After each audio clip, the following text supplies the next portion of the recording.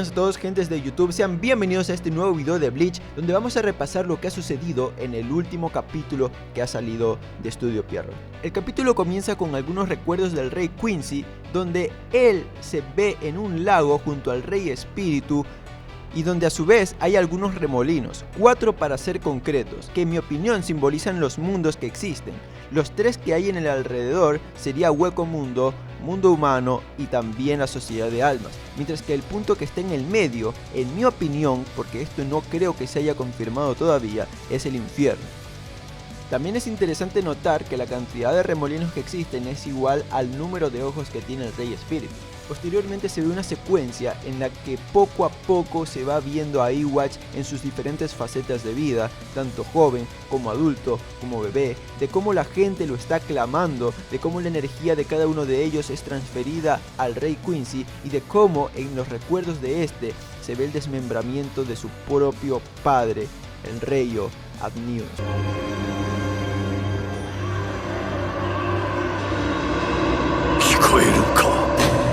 我が内なる心の共感が Sinceramente me pareció bastante tierno ver a un joven Eyewatch llorando por el desmembramiento de su padre. Tras dichos recuerdos, se puede ver cómo Ichigo y sus amigos están llegando al Palacio del Rey Espíritu con un Eyewatch a espaldas de estos.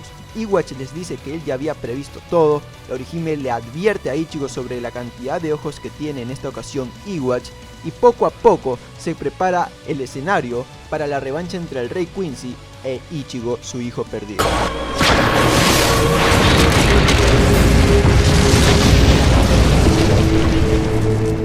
Ahora bien, tocando rápidamente la pelea entre Eyewatch e Ichigo, a mí sinceramente no me pareció tan impactante como la primera que estos dos tuvieron. La verdad es que me parece que la anterior estuvo mejor construida, tanto porque Ichigo necesitaba llegar a la Sociedad de Almas, tenía desesperación, podía ver a la gente morir, Byakuya le dice por favor salva a la Sociedad de Almas, y finalmente es la propia espada de Ichigo quien lo lleva hasta el propio Eyewatch. Entonces hay una construcción detrás de esa pelea mucho más grande que hace que yo me sienta mejor cuando la veo. Sin embargo, esta pelea también ha tenido cosas interesantes, como la nueva actitud que ha tenido Ichigo ante Eyewatch. A mí me ha encantado demasiado. En la primera pelea se dejaba llevar demasiado por sus emociones, y podemos ver que tan solo porque Eyewatch no le responde como él quisiera a una pregunta que él le hace, él entra en ira. Mientras que en esta ocasión, sin importar las veces que Eyewatch trató de provocarlo, por ejemplo cuando le dice: oye, si lo único que sientes es miedo, tu único destino es la muerte, y a Ichigo no le importa.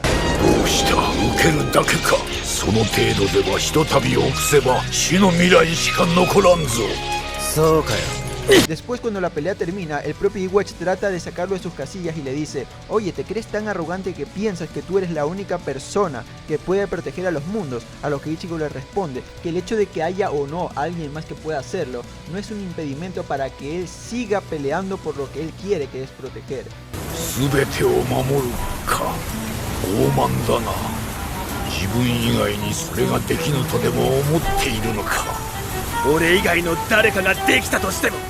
Lo que me ha gustado también es el hecho de que Eyewatch es como si sintiera dolor por la pérdida de su padre, por la condición en la que él está, y como si sintiera que el hecho de asesinarlo y matarlo le daría una condición más digna que el hecho de estar ahí como un mero sacrificio, como una simple piedra angular, como un simple pilar sobre el cual se apoya la vida de todos los demás. El otro detalle que me ha gustado de esta pelea es la interacción que tienen Eyewatch e Ichigo, donde el primero le dice al segundo que sabe que ha pasado por el Irasusando y que sabe que se le han dado esas revelaciones eternas que él también conoce.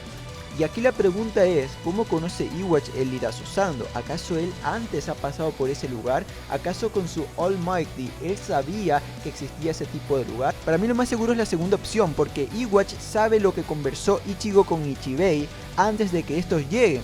Es decir, que él puede ver lo que sucede en lugares remotos de donde él se encuentra, y por lo tanto es probable que él haya visto en el pasado cómo Ichigo iba cruzando por la puerta del Irasusando gracias a su Almighty. Lo siguiente que quiero mencionar es la forma en que se nos ha presentado al Rey Espíritu atravesado por la espada.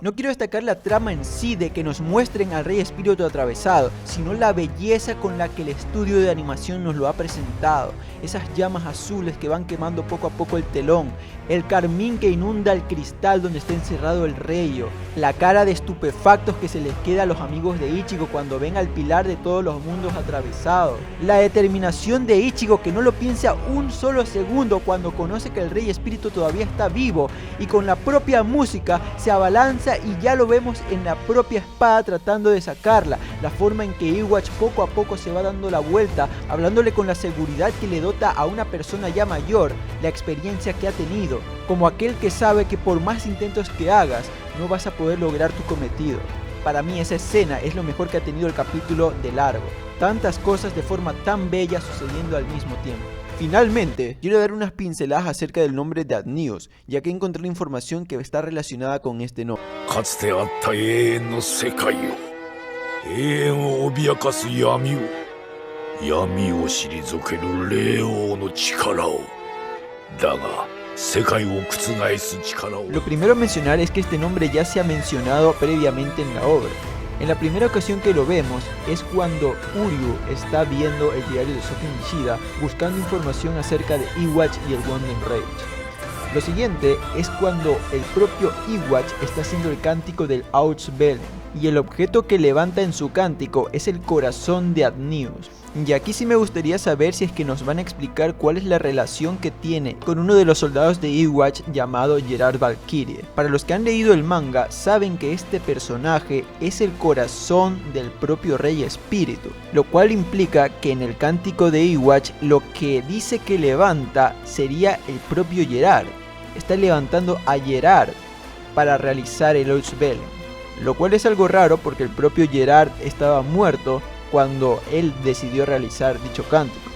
Algo interesante también es que Adnius, este nombre, se parece muchísimo a Adonai, que es el término que utilizan los judíos para referirse a Yahvé de forma respetuosa. ¿Esto qué nos querría decir? ¿Nos querría decir acaso que Iwatch y el propio Rey Espíritu son una misma entidad, pero manifestada de una forma diferente? Hasta ahora la idea que teníamos era que Iwatch era el hijo del Rey Espíritu. Personalmente prefiero quedarme con esa idea. Sin embargo, dejo abierta la posibilidad a que Iwatch sea una manifestación de la sombra del Rey Espíritu, de la misma manera que cuando el propio Kamisama sacó de sí la parte oscura que había en su interior y así dio nacimiento a Picoro Daimaku. Finalmente, les quiero mencionar la relación que tiene Ganyu con el propio Rey Espíritu. Así como lo oyen mis hermanos, Ganyu y el Rey Espíritu tienen algo en común. Estuve investigando acerca del nombre de Adnius y lo relacioné con Adonai. Y después de eso se me vino a la cabeza que Adonai se parecía mucho al nombre Adonis. Y me pregunté si es que acaso había alguna relación entre estos dos nombres. Entonces investigando me di cuenta que en una página de un psicólogo se mencionaba que Adonai era el nombre que tenían los fenicios para referirse a su deidad. Lo cierto es que los judíos y los fenicios tienen mucha relación. Hay quienes dicen que incluso son la misma población, que los mismos fenicios eran los judíos de hace mucho tiempo. Lo que está claro es que es un pueblo semita y como pueblo semita va a tener muchas palabras similares a las que utilizaban los hebreos. Lo cierto es que la razón por la que Adonai y Adonis se parecen tanto es que según esta página web, los fenicios de forma muy similar a como tenían los judíos se referían a su deidad en vez de Yahvé, Tamuz.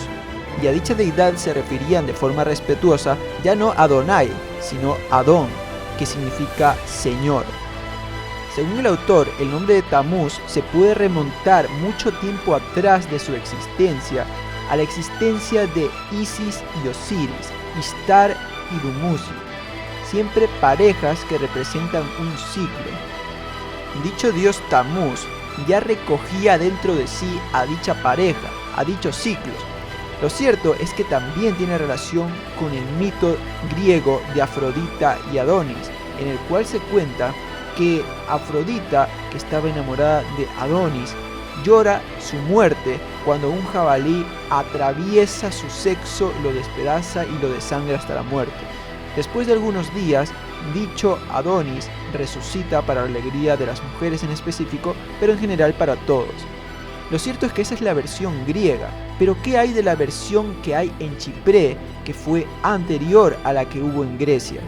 Según esta versión, el propio Adonis era un jabalí a la que un pueblo de jabalinas, de mujeres que se creían jabalís, adoraba como su objeto de oculto.